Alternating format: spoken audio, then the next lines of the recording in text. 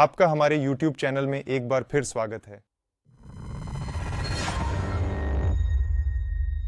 आज हम आपको ले चलेंगे इतिहास के उस स्वर्णिम अध्याय में जहां ज्ञान का दीपक जलता था और विद्यार्थी दूर दूर से विद्या हासिल करने आते थे। जी हां, बात कर रहे हैं नालंदा विश्वविद्यालय की, जो सदियों तक शिक्षा का केंद्र रहा। पर क्या आप जानते हैं इस महान संस्थान का अंत कितना क्रूर और विनाशकारी, क्यों और किसने जला डाला था ज्ञान का यह दीपक?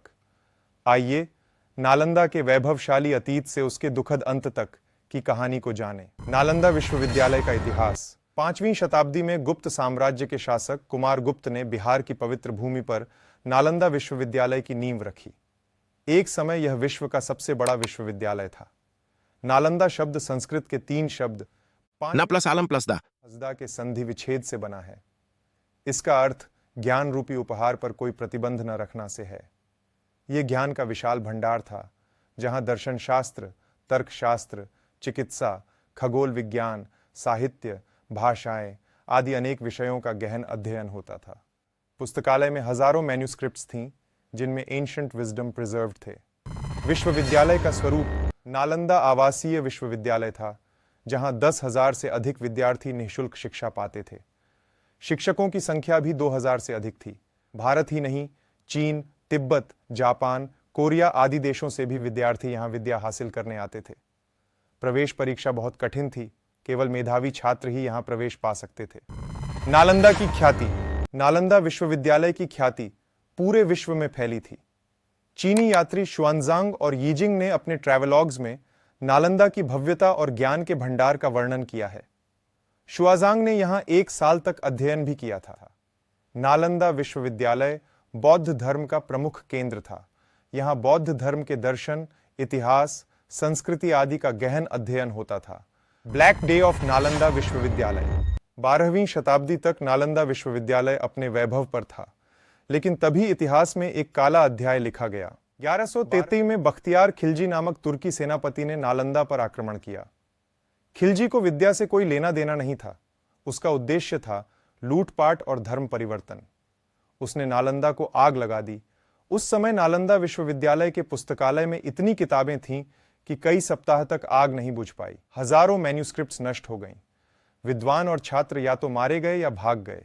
क्यों जलाया गया नालंदा? इसका कोई एक स्पष्ट कारण नहीं है। इतिहासकारों के बीच मतभेद हैं। कुछ का मानना है कि खिलजी को सोने चांदी की लूट की उम्मीद थी, जो उसे नहीं मिली। कुछ का कहना है कि वह इस विशाल बौद्ध केंद्र को नष्ट करना चाहता था। कुछ मानते हैं कि यह धार्मिक कट्टरता का परिणाम था। जो भी कारण हो, नालंदा का विनाश एक अनफॉरगिवेबल एक्ट था। नालंदा का अंत और उसका प्रभाव। नालंदा का अंत भारतीय इतिहास में एक बड़ा दुखद घटनाक्रम है। इस महान केंद्र के नष्ट होने से ज्ञान का एक अमूल्य भंडार खो गया, लेकिन नालंदा का ज्ञान पूरी तरह समाप्त नहीं हुआ। कुछ विद्वान और मैन्युस्क्रिप्ट्स बचीं, जो ज्ञान को जीवित रखने में सफल रहीं। इतिहासकारों का मानना है कि नालंदा के विनाश से भारतीय शिक्षा पद्धति को गहरा धक्का लगा। नालंदा के विनाश से बौद्ध धर्म को भारत में एक बड़ा झटका लगा।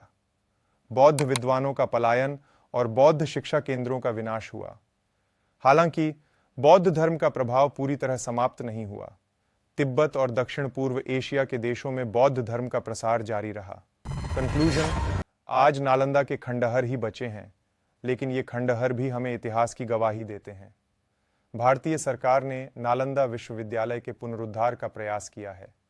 नालंदा की तर्ज पर नई नालंदा यूनिवर्सिटी बिहार के राजगीर में बनाई गई है।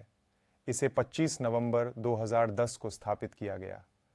नालंदा विश्वविद्यालय का इतिहास गौरवशाली है, लेकिन इसका अंत दुखद है। वीडियो को लाइक करना ना भूलें और चैनल को सब्सक्राइब करें। पूरा वीडियो देखने के लिए आप सभी का धन्यवाद। ज्यादा से ज्यादा लोगों के साथ वीडियो को शेयर करें।